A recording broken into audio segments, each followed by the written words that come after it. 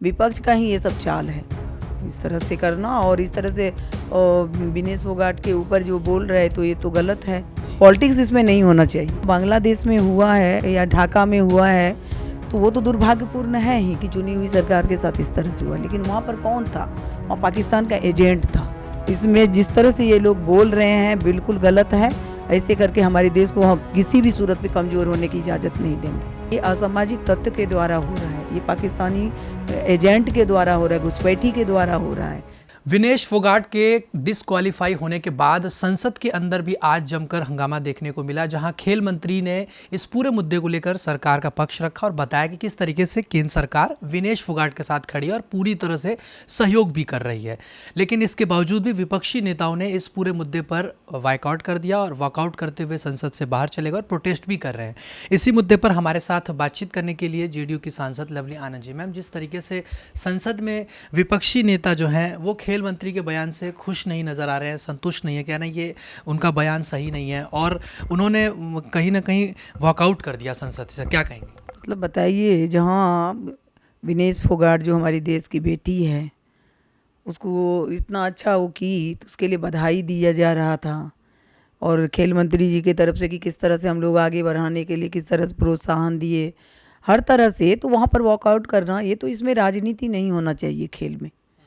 और जब बेटी इतना अच्छा से कर रही है, जब पूरा देश यहाँ साथ है, जब नरेंद्र मोदी जी साथ हैं, खेल मंत्री जी हैं, पूरा सरकार एनडीए सरकार साथ है, सब बधाई दे रहे हैं कि देश का नाम ऊंचा किए। और जितना जो थोड़े इससे जो डिस्क्वालीफाई हुई है तो इसके लिए सबको दुख है कि इतना कम से 100 ग्राम के वजन के उसमें तो उस पर तो है ध्यान है ही, उसका भी एक बार देखा जाएगा, क्योंकि पीटी उषा जी से भी बात की है नरेंद्र मोदी जी कि हर संभव मदद जो है विनेश फोगाट को करना है और कहीं पर भी अगर इधर उधर हुआ है तो उसकी भी जांच होगा। तो इसमें जो है जो विपक्षी है वो सबको तो कुछ मुद्दा है नहीं, उसमें बाहर वॉकआउट करने का क्या मतलब है? ये तो बिल्कुल समझ में नहीं आ रहा है कि जहाँ यहाँ पर बधाई दिया जा रहा है, जहाँ दो लोग यहाँ पर जो उतना कम से जब रह गई तो उसके लिए दुखी भी है और उसका भी जांच के लिए भी हो रहा है कि कहाँ पर किस तरह से चूक हुई है, उसको भी देखने की बात हुई है। तो इस तरह से वॉकआउट करना समझ में नहीं आ रहा है। पॉलिटिक्स इसमें नहीं होना चाहिए। लेकिन मैम, जिस तरह से आप कह रहे पॉलिटिक्स नहीं होना चाहिए, भारत सरकार इस मुद्दे पर साथ खड़ी है। प्रधानमंत्री नरेंद्र मोदी की पीटी उषा जी से बात हुई कि इस पे सर क्या कुछ हो सकता है वो करना चाहिए। विपक्ष का ये कहना है कि खेल मंत्री ने इस पर दुख नहीं जाहिर किया, बल्कि वो ये गिनाने लगे कि हमने कितनी मदद करी। 70 लाख रुपए भारत सरकार ने सहायता करी, 10 लाख यहाँ मदद करी। फिर वो कह रहे हैं कि कोचेस में वर्ल्ड क्लास कोच दिया गया, सारे स्टाफ दिए गए। मतलब वो विपक्ष ये कह रहा है कि सरकार ऐसा दिखाने की कोशिश करे जैसे उन्होंने एहसान कर दिया, मतलब इस तरह की बात हो गया। नहीं, बिल्कुल गलत है। हम सरकार जो है ये बताया कि भाई हमारे देश की बेटी है विनेश फोगाट, उसको हम लोग आगे बढ़ाने के लिए बताना भी तो होगा ना कि हम किस तरह से हैं, किस तरह से हम भी दुखी हैं, कितना कम से जो हुआ है, चूक हुई है, तो इस सब को ही मर्माहत है। तो वो बताना तो ज़रूरी है ना कि हमने किस तरह से किया है, कैसे किस तरह से सहायता की, किस तरह से हम मदद किए, किस तरह से हम आगे बढ़ाए, कितना हम लोग को भी कष्ट है। लेकिन उसका भी है कि उतना कम से जो हुआ है तो उसके लिए भी सरकार संज्ञान ले रही है। तभी तो पीटी उषा जी से बात हुई है नरेंद्र मोदी जी। इस पर मैं आपको बताता हूँ, दरअसल बात यह कि विपक्ष कह रहा है कि हो सकता है इसमें कोई साजिश हो या षड्यंत्र हो, क्योंकि जिस तरह से वो प्रोटेस्ट कर रही थी तो विपक्ष कह रहा है कि इस वजह से भी क्या चांस है कि उसको नहीं क्वालिफाई किया गया, क्योंकि वो प्रोटेस्ट कर रही थी ब्रिजभूषण के खिलाफ जब जंतर मंतर पे। क्या ये भी वजह हो सकती है? नहीं, ये सब कोई बात नहीं है। विपक्ष का काम ही है इस तरह से, तब उतना आगे वो कहाँ उतना ऊपर पहुंच गई है, इतना अच्छा कि ये सब विपक्ष का जो है, विपक्ष का ही ये सब चाल है, इस तरह से करना और इस तरह से विनेश फोगाट के ऊपर जो बोल रहे हैं तो ये तो गलत है।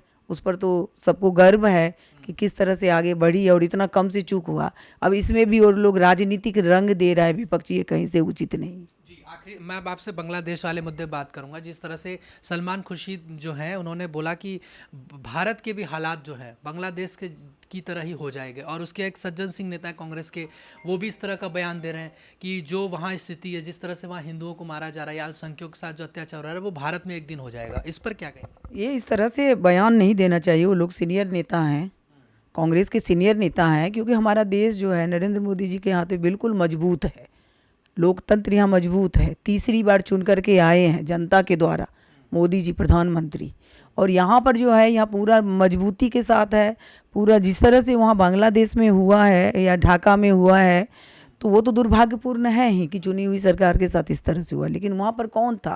वहाँ पाकिस्तान का एजेंट था जिसने वहाँ पर हलचल मचाया, जिसने अराजकता फैलाया। तो यहाँ पर इस तरह से कोई बात होने वाली नहीं है। यहाँ हमारा देश बहुत ज़्यादा मजबूत है और खूब आगे जो है मोदी जी के नेतृत्व में आगे बढ़ रहा है। बिहार भी नीतीश कुमार जी के नेतृत्व में आगे बढ़ रहा है। इसलिए इसमें जिस तरह से ये लोग बोल रहे हैं बिल्कुल गलत है। ऐसे करके हमारे देश को हम किसी भी सूरत पे कमज़ोर होने की इजाज़त नहीं देंगे। जो वहाँ पे हिंदुओं के साथ आपने देखा होगा मंदिरों को तोड़ा जा रहा है, वहाँ पे गुरुद्वारों को तोड़ा जा रहा है, नुकसान पहुँचाया जा रहा है, जलाया जा रहा है। वहाँ कई कई जगहों पे हिंदू जो महिलाएं हैं उनके साथ अत्याचार हो रहा है, बलात्कार हो रहा है, उनके साथ मतलब बर्बरता की जा रही है, उनको उल्टा लटका दिया जा रहा है। खूब बहुत ही ज़्यादा तस्वीरें हमारे पास ऐसी वीडियोज़ हैं जिसको देख के आदमी दहल जाए। क्या कहेंगी जो हिंदुओं के साथ वहाँ अत्याचार हो रहा है? नहीं, ये तो बहुत गलत हो रहा है ना, जिस तरह से वहाँ हो रहा है और इस तरह से बर्बरता की तरह। इसी से हम पता चल रहा है ना कि बाहरी असामाजिक तत्व और पाकिस्तान के एजेंट घुस करके इस तरह से तहस नहस कर रहा है। क्योंकि किस तरह से वहाँ पर भी लोकतंत्र में चुनी हुई सरकार थी, उसको इस तरह से नेस्त नाबूद करना, भगाना, अपना जान बचा करके बाहर निकलना पड़ा। और उसके बाद जो है जिस तरह से वहाँ तांडव नृत्य चल रहा है ढाका में, तो ये तो लगता है कि बाहरी तत्व का, पाकिस्तानियों का इसमें हाथ है। और उसमें तो यहाँ पर सरकार, भारत सरकार चिंतित है ही। और उच्च स्तरीय बैठक भी हो रही है कि किस तरह से वहाँ ढाका में फिर से शांति बहाल हो सके, किस तरह से लोकतंत्र कायम हो सके। ये असामाजिक तत्व के द्वारा हो रहा है, ये पाकिस्तानी एजेंट के द्वारा हो रहा है, घुसपैठी के द्वारा हो रहा है। इस पर नज़र है और शांति बहाली के लिए यहाँ पर बैठक भी हो रही है और प्रयासरत भी है भारत सरकार नरेंद्र मोदी जी के नेतृत्व में।